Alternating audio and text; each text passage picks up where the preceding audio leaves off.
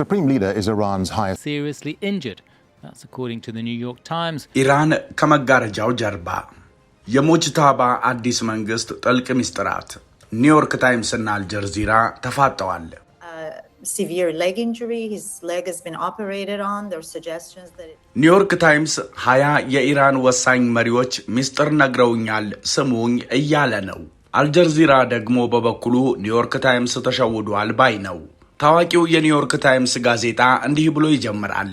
ለአራት ተከታታይ 10 ዓመታት ያህል የእስላማዊቷ ሪፐብሊክ ኢራን ኃይል ስልጣንና ፖለቲካዊ መዋቅር በአንድ ሰው ግልጽና ጠንካራ ስልጣን ስር የተገነባ ነበር። እሳቸውም ጠቅላይ መሪው አያቶላ አሊ ሐሚኔ ነበሩ።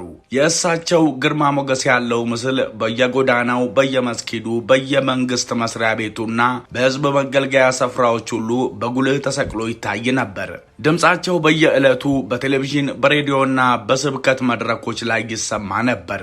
የኢራን ህዝብም ሆነ ዓለም አቀፉ ማህበረሰብ ኢራንን ሲያስብ የሐሚኔን ፊት በአይነ ህሊናው ይስል ነበር። የእሳቸው መኖር የኢራን መንግስት ህልውናና መረጋጋት ማረጋገጫ ተደርጎ ይወሰድም ነበር። ዛሬ ግን ያ ዘመን ሙሉ በሙሉ አክትሟል። ያ ግልጽነትና የአንድ ሰው የበላይነት ጠፍቶ በምትኩ የፖለቲካ ተንታኞችና የስለላ ባለሙያዎች ዘፋንተም ካሊፌት ወይም የመንፈስ መንግስት ብለው የሚጠሩት አዲስና እንግዳ የሆነ የአስተዳደር ዘይቤ በኢራን መንበር ተተክቷል ይላል። በ2026 መጀመሪያ ወራት ላይ በኢራን ወታደራዊና ስትራቴጂካዊ ተቋማት ላይ የደረሰውን እጅግ አውዳሚና አስከፊ ጥቃት ተከትሎ በአያቶላህ ሙጅታባ ሐሚኔ የሚመራ አዲስ የአመራር መዋቅር ብቅ ብሏል። ይህ አዲስ መዋቅር በአንድ በኩል እጅግ ወደ ኋላ የቀራና ጥንታዊ ሲሆን፣ በሌላ በኩል ደግሞ ከፍተኛ የቴክኖሎጂ ክትትልን ለማምለጥ የተዘረጋ ረቂቅ ስርዓት ያለው ነው። ይህ መንግስት በቀላሉ የማይሰበር ነገር ግን በስስክር ላይ የተንጠለጠለ እንዲሁም በሞተር ሳይክል መልእክተኞች ሰንሰለት ጥልቅ ጥላ ውስጥ የተሸፈነ ድብቅ መንግስት ነው። ሰሞነኛ በዛሬው ድንቅ ጥንቅሩ ታዲያ ኒውዮርክ ታይምስ አገኘሁት ያለውን ይህንን ከመጋረጃ ጀርባ ያለውን የኢራን መንግስት ውስብስብ ሚስጥር በዝርዝር ያስቃኛችኋል። የአልጀዚራን መልስም ያስመለክታችኋል። እስከ መጨረሻው አብራችሁን ቆዩ። አይገርምም? በፒያሳ መሬት አይሸጥም እድል እንጂ። እንዴት ካላችሁ አራዳ ፓርክ ፊት ለፊት በኮንዶሚኒየም ዋጋ የቤት ባለቤት የሚሆኑበት ብቸኛው አጋጣሚ ተመቻችቷል። እንዲሁም ከፍሬንድሺፕ ፓርክ አጠገብ እያስገነባን ባለነው ሳይታችን ላይ አመቺ በሆነ አከፋፈል ማለትም 100% ለሚከፍሉ ደንበኞች 40% ቅናሽ አድርገን ባለ 1 መኝታ 3.6 ሚሊዮን ብር፣ ባለ 2 መኝታ በ6 ሚሊዮን ብር፣ ባለ 3 መኝታ በ8.6 ሚሊዮን ብር እየሸጥን ነው። በዛ ላይ ከ10% ቅድመ ክፍያ ጀምሮ ለምትከፍሉ ልዩ የክፍያ አማራጭና ባንክ ብድርም አመቻችተናል። አፓርትመንቶቻችን በቂ የሆነ ፓርኪንግ፣ የከርሰ ምድር ውሃ፣ የልጆች መጫወቻን ያካተቱ ናቸው። በተጨማሪም በመርካቶ ተክለ ሃይማኖት የንግድ ሱቆችን በ1.8 ሚሊዮን ብር ሙሉ ክፍያ ከ400 ሺህ ብር ቅድመ ክፍያ ጀምሮ ይዘን መተናል። ደግሞ ልብ ይበሉ፣ የኛ ልዩነት እኛ የምንሸጠው በኔት ኤሪያ ብቻ ነው። መረጃ ለመጠየቅ ከፈለጋችሁ በ0919422374 ወይም 0980750606 ላይ ይደውሉልን። ዝምተኛው የስልጣን ሽግግር፣ በመከራ ጥላ ውስጥ የተገኘው አዲስ መሪና ኒውዮርክ ታይምስ አገኘሁት ያለው ሚስጥር። ታዋቂው የኒውዮርክ ታይምስ ጋዜጣ ከ20 በላይ ከሆኑ ከፍተኛ የኢራን የመንግስት ባለስልጣናት፣ ዲፕሎማቶችና የእስላማዊ አብዮታዊ ዘብ የውስጥ አዋቂዎች ጋር ያደረገውን ጥልቅ ቃለ ምልልስ መሰረት በማድረግ ያወጣው የምርምር ሪፖርት ስለ ሙጅታባ ሐሚኔ ወደ ስልጣን መምጣት እጅግ አስደንጋጭና ያልተጠበቀ እውነታን አገኘው ብሏል። ባለፉት ጊዜያት በኢራን ታሪክ እንደሚታየው አይነት ታላላቅና በዓለም አቀፍ ሚዲያዎች በቀጥታ የሚተላለፉ የስልጣን ርክክብ ስርዓቶች፣ ወታደራዊ ሰልፎችና የደስታ መግለጫዎች አልነበሩም። የሙጅታባ አገዛዝ የጀመረው ከአይን በተሰወረ ከመሬት በታች በሚገኝና እጅግ ምስጢራዊ በሆነ የሕክምና መደበቂያ ጣቢያ ወይም ሜዲካል በንከር ውስጥ ነው። ይህ የምርመራ ሪፖርት አገኘሁት የሚለው አንዱ ምስጢር ደግሞ አዲሱ የኢራን ጠቅላይ መሪ በከፍተኛ ሁኔታ ቆስለዋል ብሎ ነው። በተለይም ፊታቸው ላይ በደረሰ ከባድ ቃጠሎ እንዲሁም በእጅና እግራቸው ላይ በደረሰ ከፍተኛ አደጋ ምክንያት ለረጅም ጊዜ መቆምም ሆነ በግልጽና አሳማኝ በሆነ መልኩ መናገር የማይችሉበት ደረጃ ላይ ይገኛሉ ይላል ዘገባው።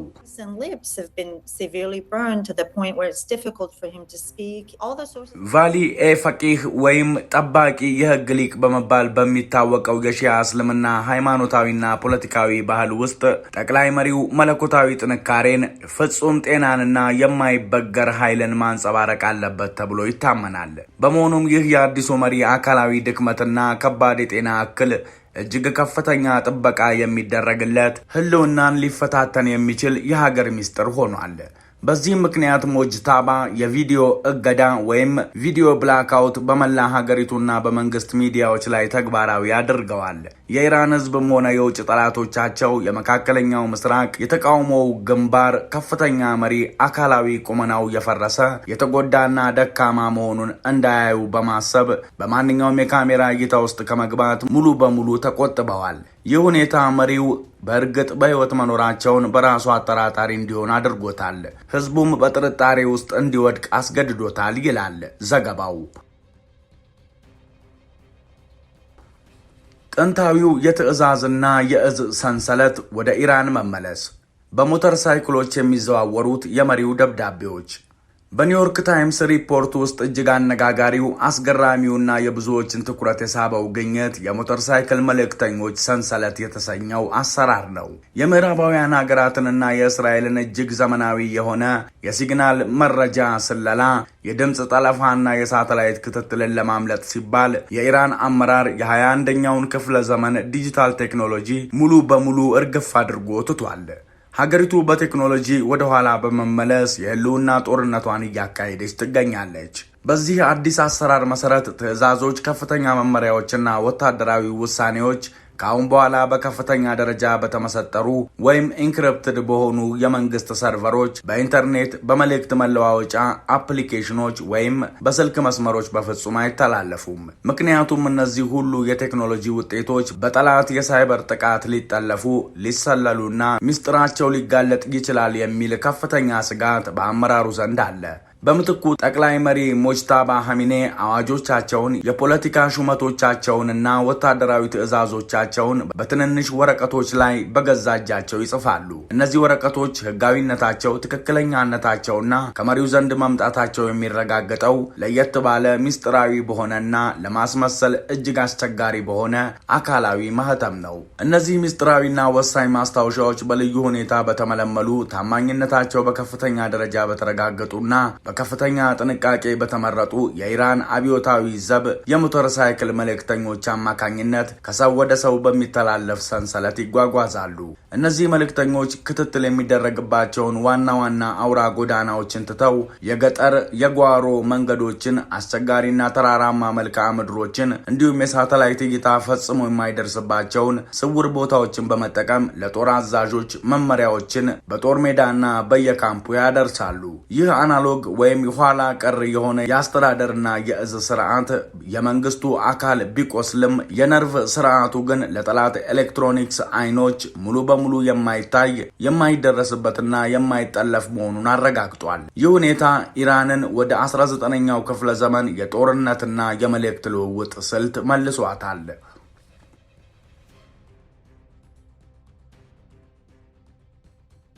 የጀነራሎች አዲስ የበላይነትና መነሳት በኢራን ቤተ መንግስት። ምንም እንኳን ሞጅታባ ሐሚኔ አሁንም ድረስ መንፈሳዊ፣ ሃይማኖታዊና ርዕዮተ ዓለማዊ መሪ ተደርገው በይፋ ቢቆጠሩም የኒውዮርክ ታይምስ ሪፖርት በኢራን የስልጣን መዋቅርና የፖለቲካ ተቋማት ላይ መሰረታዊና ጥልቅ የሆነ ለውጥ መምጣቱን አጉልቶ ያሳያል። ኢራን ካሁን በኋላ በአንድ ሰው ፍጹም አገዛዝ የምትታይ ሀገር አይደለችም። ይልቁንም ሀገሪቱ ወደ የዳይሬክተሮች ቦርድ የጋራ አስተዳደር ሞዴል ተሸጋግራለች ብሎ ይቀጥላል ጋዜጣው። ጠቅላይ መሪው ባጋጠማቸው ከባድ አካላዊ ጉዳት ምክንያት ሙሉ ኃላፊነታቸው መወጣት ባለመቻላቸው እጅግ ኃያል የሆነው የእስላማዊ አብዮታዊ ዘብ ጀነራሎች የተፈጠረውን የስልጣን ክፍተት ለመሙላት በፍጥነት ወደፊት መጥተዋል። ሜጀር ጀነራል አህመድ ቫሂዲን ጨምሮ ሌሎች ከፍተኛ ወታደራዊ መኮንኖች አሁን የመንግስቱ ስራ አስፈጻሚ ዳይሬክተሮች በመሆን እያገለገሉ ይገኛሉ።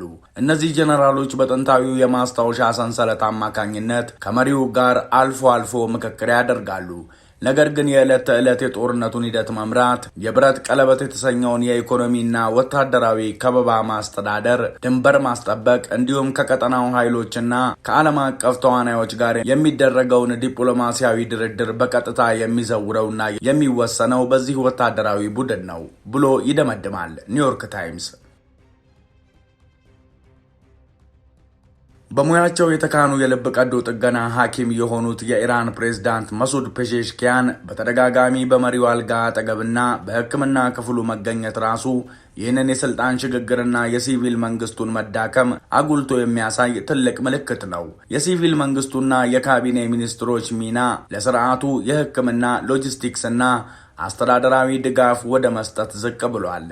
በሌላ በኩል ኢራንን የማስተዳደር የጦር መሳሪያውንና የሚሳኤል ኃይሉን የመቆጣጠርና የሀገሪቱን ብሔራዊ ካዝና የማዘዝ ሙሉ ስልጣን በአይአርጂሲ እጅ ወድቋል ብሎ ዘገባውን ይቋጫል ጋዜጣው።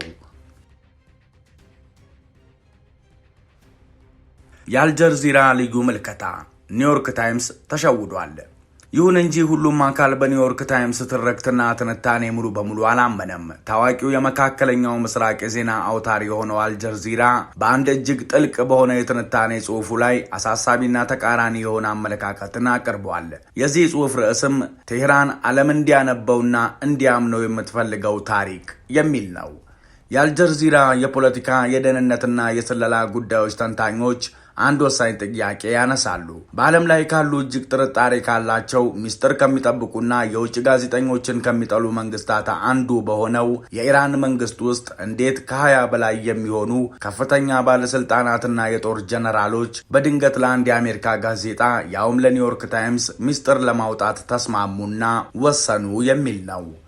ይህ ድንገተኛና ያልተጠበቀ የመረጃ ፍሰት በራሱ እጅግ አጠራጣሪና ሆን ተብሎ የተደረገ መሆኑን ያብራራሉ። እነዚህ ተንታኞች በጥልቀት እንደሚጠቁሙት ይህ የቆሰለና የተጎዳ መሪ ታሪክ የኢራን አብዮታዊ ዘብ ሆን ብሎ ያቀነባበረው ከፍተኛ የአመለካከት አያያዝ ወይም ውስብስብ የስነ ልቦና ጦርነት ኦፕሬሽን አካል ሊሆን ይችላል። አዲሱን መሪ ሞጅታባን በአእምሮ እጅግ ንቁ የሆነ ስልታዊና ብሩህ ነገር ግን በአካሉ ለሀገሩ ሲል ክፉኛ የቆሰለ አድርጎ በመሳል አገዛዙ በርካታ ስትራቴጂካዊና ስነ ልቦናዊ ግቦችን በአንድ ጊዜ ያሳካል። መሪው ለምን ለህዝብ አደባባይ እንደማይታዩ፣ ቴሌቪዥን ላይ ለምን እንደማይወጡና ንግግር እንደማያደርጉ ህጋዊ፣ ሃይማኖታዊና አሳማኝ ምክንያት ይሰጣል። ይህ ደግሞ መሪው በቦምብ ጥቃት ሞተዋል ወይም ሀገር ጥለው ወደ ሌላ ቦታ ሸሽተዋል የሚለውን ለስርዓቱ እጅግ አደገኛ የሆነ የውስጥ ወሬና የህዝብ አመጽ ያስቀራል። ሌላው አመራሩን በውጭ ኃይሎች ጥቃት የተጎዱ የተሰቃዩ ነገር ግን እጅ ያልሰጡ ጀግኖችና ሰማዕታት አድርጎ ለህዝቡ ያቀርባል። ይህ ትርክት ተስፋ የቆረጠውን በኑሮ ውድነት የተማረረውንና በስርዓቱ ላይ እምነት ያጣውን ርዕዮተ ዓለማዊ ደጋፊ መሰረት መልሶ ለማነቃቃት ስሜት ለመቀስቀስና የሀገር ፍቅርን ለማቀጣጠል ይረዳል።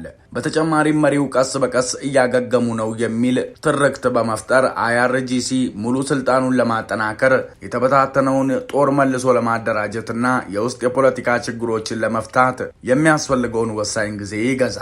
በተጨማሪም ከተረጋጋ ማለትም ምንም እንኳን ጸጥታ የሰፈነበት ቢሆንም ከተረጋጋ አቋም በመነሳት ከአሜሪካዊ ትራምፕ አስተዳደር ጋር ለመደራደር ሰፊ ዕድል ይሰጠዋል። አልጀዚራ እንደሚያስጠነቅቀው ኒውዮርክ ታይምስ ምንም እንኳን በጥሩ የጋዜጠኝነት መንፈስ ሪፖርት ቢያደርግም ሳያውቀው እስላማዊቷ ሪፐብሊክ በታሪኳ እጅግ ተጋላጭ በሆነችበትና በምትፈርስበት በዚህ ወቅት ሕጋዊነቷን ለማስጠበቅ ለተቀነባበረው የጀግንነት ትግል ትርክት ማሰራጫ መነጽርና ሜጋፎን ሆኖ ሊሆን ይችላል።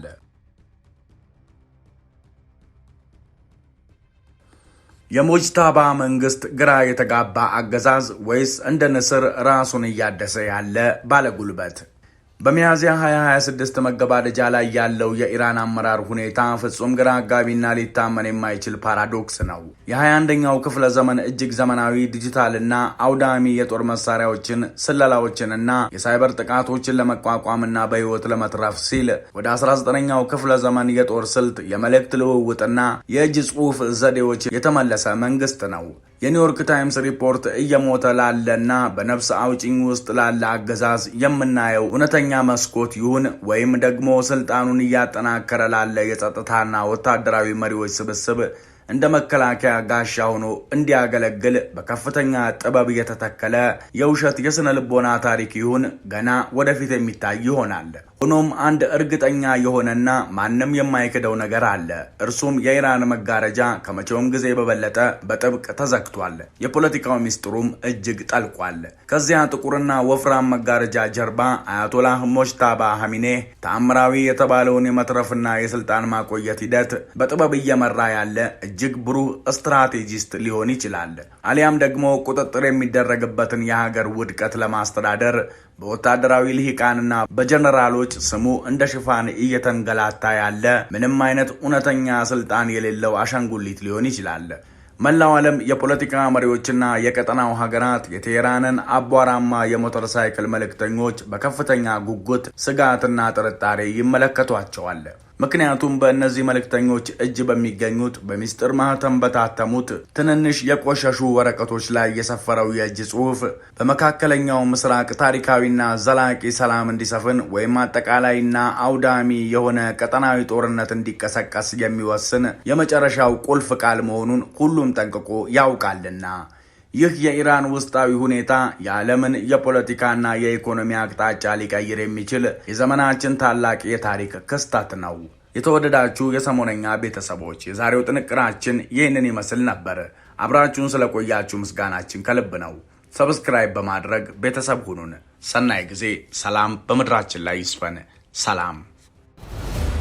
አይገርምም? በፒያሳ መሬት አይሸጥም እድል እንጂ። እንዴት ካላችሁ አራዳ ፓርክ ፊት ለፊት በኮንዶሚኒየም ዋጋ የቤት ባለቤት የሚሆኑበት ብቸኛው አጋጣሚ ተመቻችቷል። እንዲሁም ከፍሬንድሺፕ ፓርክ አጠገብ እያስገነባን ባለነው ሳይታችን ላይ አመቺ በሆነ አከፋፈል ማለትም 100% ለሚከፍሉ ደንበኞች 40% ቅናሽ አድርገን ባለ 1 መኝታ 3.6 ሚሊዮን ብር፣ ባለ 2 መኝታ በ6 ሚሊዮን ብር፣ ባለ 3 መኝታ በ8.6 ሚሊዮን ብር እየሸጥን ነው። በዛ ላይ ከ10% ቅድመ ክፍያ ጀምሮ ለምትከፍሉ ልዩ የክፍያ አማራጭና ባንክ ብድርም አመቻችተናል። አፓርትመንቶቻችን በቂ የሆነ ፓርኪንግ፣ የከርሰ ምድር ውሃ፣ የልጆች መጫወቻን ያካተቱ ናቸው። በተጨማሪም በመርካቶ ተክለ ሃይማኖት የንግድ ሱቆችን በ1.8 ሚሊዮን ብር ሙሉ ክፍያ ከ400,000 ብር ቅድመ ክፍያ ጀምሮ ይዘን መተናል። ደግሞ ልብ ይበሉ፣ የኛ ልዩነት እኛ የምንሸጠው በኔት ኤሪያ ብቻ ነው። መረጃ ለመጠየቅ ከፈለጋችሁ በ0919422374 ወይም 0987506006 ላይ ይደውሉልን።